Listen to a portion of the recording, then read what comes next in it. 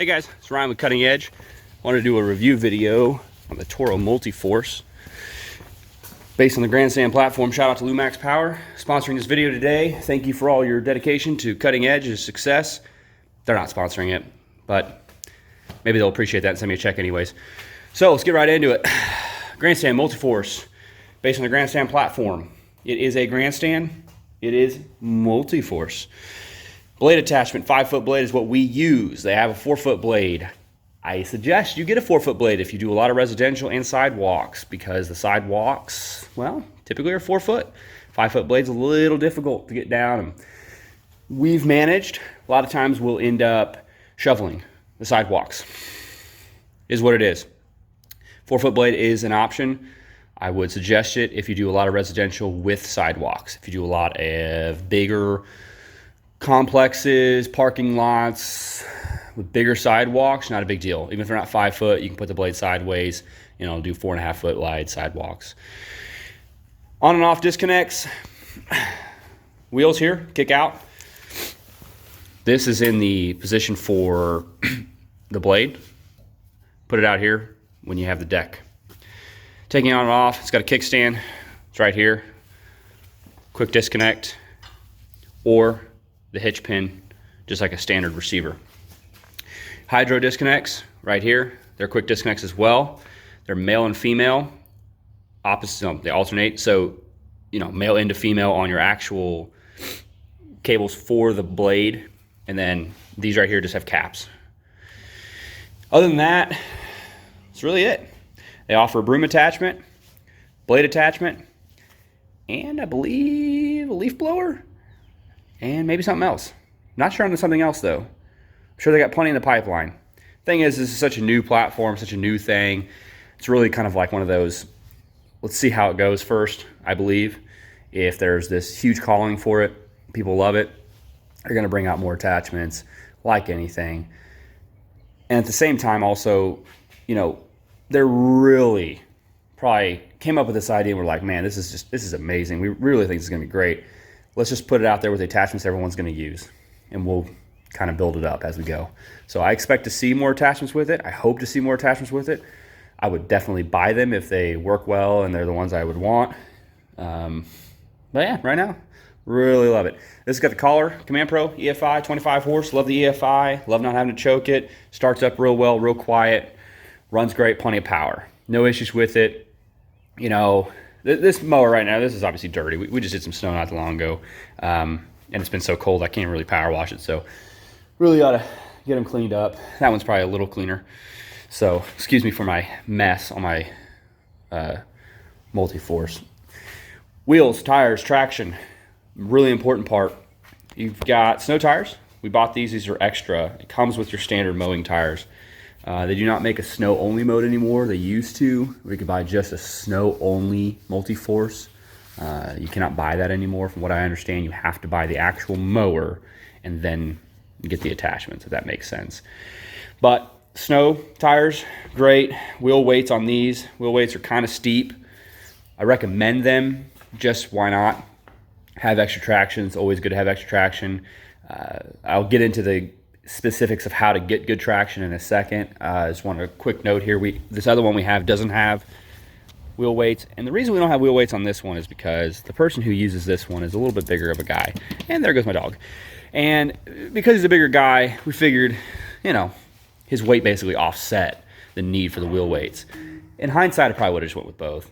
Whatever. Just in case. What if he can't work that day? So kind of a silly concession on my part to not do it, but it is what it is.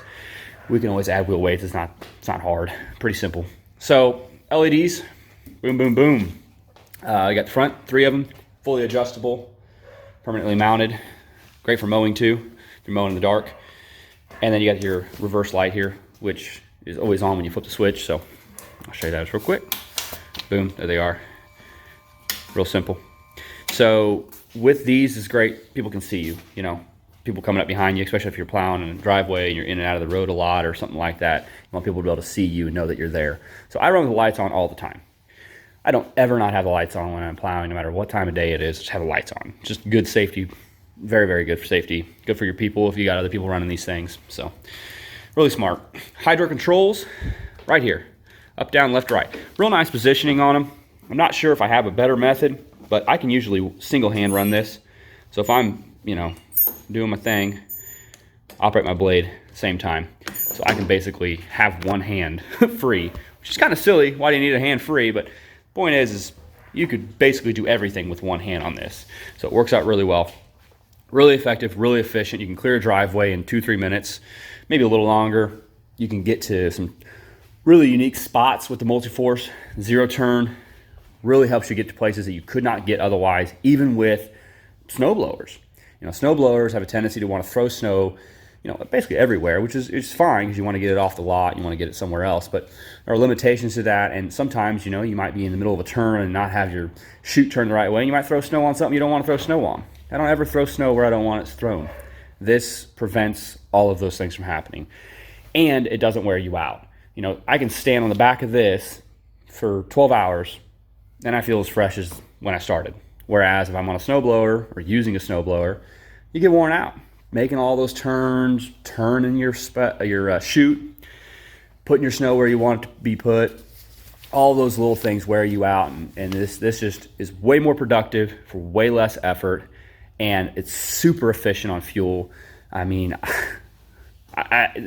we just did snow this last time, and I think I might have used a quarter tank, half tank for a whole day of running it.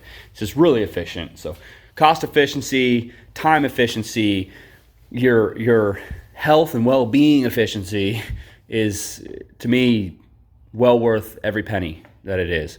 So we really love it. Now, thing you want to really know, which I touched on a little bit, is traction. How do you get traction? How well does it do? What are some things you can do to get better traction? Well, starters, snow tires, recommend. Secondly, wheel weights, I recommend. Third, I have heard, I have not actually applied or used, people have said antifreeze in the tires. So you obviously get all the air out of it, throw antifreeze in there. Bam, there you go. You got extra weight.